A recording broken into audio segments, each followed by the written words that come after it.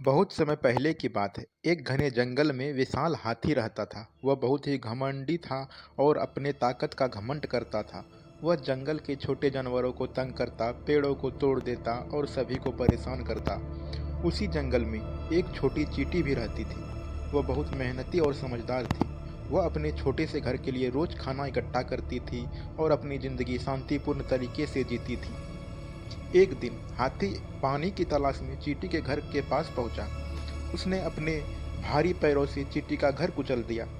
चींटी ने हाथी से विनम्रता से कहा, हाथी जी, आपने मेरा घर क्यों तोड़ा? क्या आप थोड़ा ध्यान नहीं रख सकते? हाथी ने हंसते हुए कहा, तुम इतनी छोटी हो कि तुम्हारे घर का मुझे कोई फर्क नहीं पड़ता। अब चुपचाप यहाँ से भाग जाओ, नहीं तो तुम्हें भी कुचल दूंगा। चींटी को हाथी की बातों से बहुत दुख हुआ, लेकिन उसने तय किया कि वह हाथी को उसकी गलती का एहसास कराएगी। अगले दिन चींटी ने एक योजना बनाई।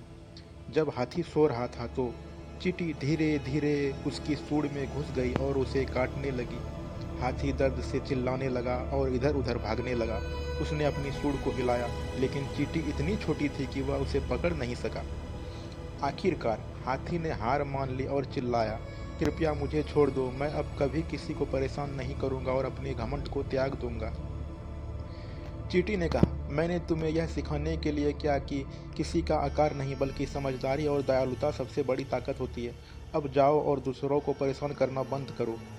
हाथी ने शर्मिंदा होकर चींटी से माफ़ी मांगी और वादा किया कि वह कभी किसी को नुकसान नहीं पहुंचाएगा। उस दिन के बाद हाथी जंगल में सबके साथ मिलकर रहने लगा और सभी उसे पसंद करने लगे।